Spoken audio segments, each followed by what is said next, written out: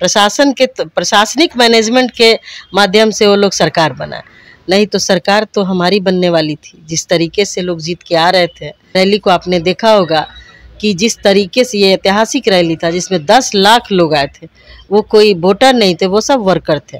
और जिस तरीके से वर्करों का रुझान पार्टी के साथ है, महागठबंधन के साथ है। अब मैं कल गांव में भी थी, गांव में भी इस बात की चर्चा है कि इस बार हम लोग को केंद्र की सरकार बदलनी है। 2 साल के बाद आता है, बाद बाकी बच्चे भूल भी जाते कि हमने कोई एग्ज़ाम भी दिया था। तो लोगों को बेवकूफ़ कितना दिन तक बनाइएगा। अब लोग समझ गए हैं कि राम आज नहीं, राम हमारे आराध्य हैं और हमेशा से राम पूजनीय रहे हैं।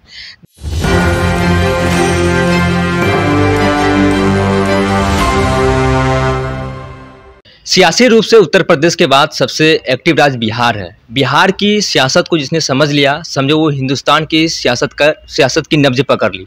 हमारे साथ बातचीत करने के लिए बिहार कांग्रेस विधायक हैं प्रतिमा दास हैं। आपका बहुत बहुत स्वागत है। नमस्कार। ऑपोजिशन हीरो तेजस्वी प्रसाद यादव है, उनके सपोर्टिंग में राहुल गांधी है, बैकअप में दीपांकर भट्टाचार्य है। ये तीनों के तिकड़ी क्या प्रधानमंत्री मोदी और मुख्यमंत्री नीतीश कुमार के अपोजिशन फोर्स को क्या वो चुनौती दे पाएंगे? बिल्कुल। आपको पता होगा कि 2020 के विधानसभा चुनाव में ये तिकड़ी ने इन गठबंधन जो एनडीए गठबंधन है उसको कितना मजबूत टक्कर दिया था। और टक्कर ही नहीं बल्कि उन लोगों को इतना मजबूर कर दिया कि प्रशासनिक मैनेजमेंट के माध्यम से वो लोग सरकार बनाए, नहीं तो सरकार तो हमारी बनने वाली थी। जिस तरीके से लोग जीत के आ रहे थे साउथ बिहार से, और नॉर्थ में जाते जाते लोगों को लगा कि नहीं अब हम हार रहे हैं, तो वो लोग प्रशासन के दबाव में ला करके प्रत्याशियों को हराया। तो फिर वही 2024 में वही गठबंधन है और निश्चित रूप से हम लोग अच्छे नंबर से जीतेंगे। बिहार में बीजेपी का सुपड़ा साफ होने जा रहा है। बीजेपी परफेक्ट 40 सीट का बिहार में दावा कर रही है।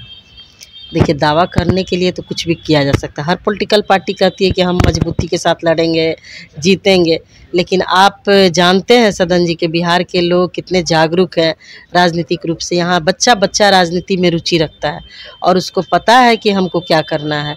आप 3 तारीख के रैली, गांधी मैदान के ऐतिहासिक रैली को आपने देखा होगा कि जिस तरीके से ये ऐतिहासिक रैली था जिसमें 10 लाख लोग आए थे, वो कोई वोटर नहीं थे, वो सब वर्कर थे।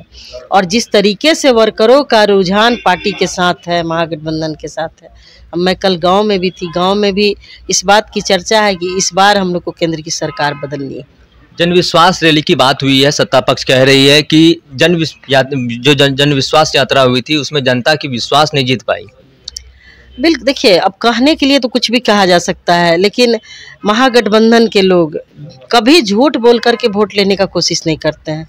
जिस तरीके से बीजेपी ने यही गांधी मैदान में 2014 में माननीय प्रधानमंत्री जी उस समय नहीं थे, आए थे चुनाव के दरमियान, उन्होंने कहा था कि मैं प्रतिवर्ष 2-2 करोड़ नौजवानों को नौकरियां दूंगा, 15-15 लाख रुपए दिए जाएंगे।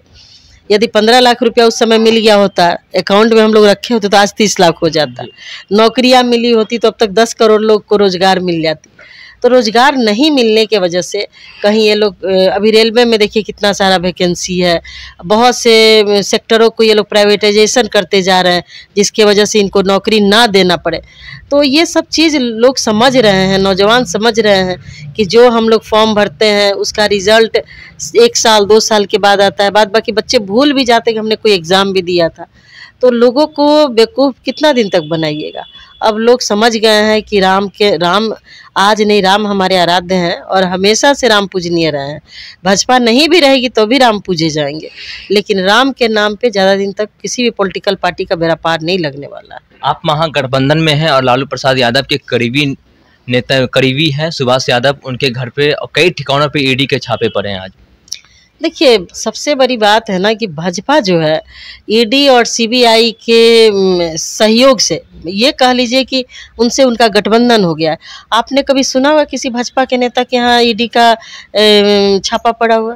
आपने कभी सुना होगा कि किसी बड़े व्यापारी के यहाँ छापा पड़ा? आज हिंदुस्तान में इतनी गरीबी, 80 करोड़ लोग मुफ्त के अनाज खा कर के जिंदा हैं। वैसे देश में यहाँ के एक कारपोरेट घराना जो है, अंबानी परिवार जो 74 करोड़ का 74 करोड़ की डांसर को बुला करके हिंदुस्तान में नचवाया जा रहा है। तो ये क्या है भाई, आप किस तरीके के हिंदुस्तान बना रहे हैं? एक तरफ अमीर हिंदुस्तान बना रहे हैं, एक तरफ गरीब हिंदुस्तान बना रहे हैं। आप हिंदुस्तान के लोगों में विभाजन कर रहे हैं। तो ये सब चीज़ जनता देख रही है कि भाजपा का मोटिव क्या है। भाजपा चाहता है कि जो विपक्ष के लोग हों उनके ईडी सीबीआई का छापा मरवा करके उनको आर्थिक रूप से सामाजिक रूप से कमज़ोर किया जाए और अपना पीठ थपथपाया जाए। तो ये जनता समझ गई है कि ईडी और सीबीआई का गलत और नाजायज़ फ़ायदा उठा करके उसका गलत इस्तेमाल किया जा रहा है। ईडी सीबीआई का अब कितना पैसा कमा लिए हैं अंबानी जी कि शादी में 1000 करोड़ रुपए खर्च करें। आखिर वो पैसा कहाँ से आ रहा है, किन सोर्सेज से पैसा इकट्ठा कर रहे हैं? तो क्यों नहीं वेलफेयर में वो खर्च कर रहे हैं? शादी ब्याह में अन्य लोगों के यहाँ प्रतिबंध है कि आप ये नहीं कर सकते, आप वो नहीं कर सकते, और एक कारपोरेट घराने को इतनी छूट आखिर किसने दी है? कॉर्पोरेट घराने की बात हुई है तो नारायण मूर्ति की पत्नी है सुधा मूर्ति, उन्हें राज्यसभा भेजा गया। कल महिला दिवस था। प्रधानमंत्री मोदी ने अपने ट्विटर हैंडल से ये पोस्ट किया है कि उनके बारे में सुधा मूर्ति को राज्यसभा मनोनीत किया गया। जो इन्फोसिस के संस्थापक हैं, बहुत अच्छी बात है। कोई भी महिला हो, चाहे वो किसी भी सेक्टर के हो, महिलाओं को सम्मान मिलना चाहिए। और ये सिर्फ वोट के लिए यदि भेजा गया है तो जनता सब समझ रही है। विधान परिषद की उम्मीदवारों की घोषणा कर दी गई है। 4 राजद से और एक आप लोगों के सीपीआई एमएल के कैंडिडेट हैं, और आप लोगों की पार्टी की तरफ से एक भी उम्मीदवार नहीं है। आनन फानन में उन्हें तलब किया गया है आपके प्रदेश अध्यक्ष अखिलेश प्रसाद सिंह को दिल्ली। देखिए, सबसे मैं क्या बताऊं, आला कमान को इन सब चीज़ों पे ध्यान देने की ज़रूरत है। जिस तरीके से एमएलए को ज़बरदस्ती प्रस्तावक के फॉर्म पे बिना प्रत्याशी के नाम बताए घर घर घूम करके कुछ लोगों द्वारा सिग्नेचर करा लिया गया।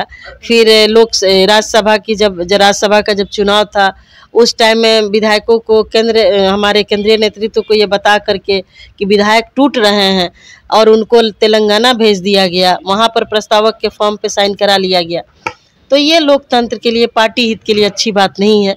मेरी ये व्यक्तिगत राय है, चूँकि मैं कांग्रेस पार्टी की एक छोटी सी कार्यकर्ता हूँ और वहाँ से मैंने शुरुआत की है जिला अध्यक्ष से। मैं महिला कांग्रेस की जिला अध्यक्ष थी। मैंने पार्टी के लिए दिन रात मेहनत करके संगठन को मजबूत किया और चुनाव जीत करके आई हूँ। तो मैं आपके चैनल के माध्यम से आला कमान से कहना चाहती हूँ कि पार्टी की मजबूती के लिए जिस तरीके से राहुल जी पदयात्रा उन्होंने 5000 किलोमीटर की मणिपुर से महाराष्ट्र तक पदयात्रा कर रहे हैं, वैसी परिस्थिति में बिहार में पार्टी को कमज़ोर करने की कोशिश की जा रही है। एक ऐसे अध्यक्ष बनाया जाए जो बिहार में रहे, बिहार के लोगों से मिले, बिहार के वर्करों से मिले, संगठन की मजबूती के लिए काम करे, तो जाकर के हमारा पार्टी मजबूत हो पाएगा। आप सुन रहे थे कांग्रेस विधायक प्रतिमा कुमारी को। सत्ता के दावेदारों के हिस्सों से कुछ सवाल जवाब हुए, बाकी सिलसिला चलता रहेगा। आपकी बारी है, आपकी क्या राय है नीचे कमेंट बॉक्स में बताइए और देखते रहिए न्यूज़ 24। मेरे सहयोगी पिंडू के साथ मैं सदन जी पटना।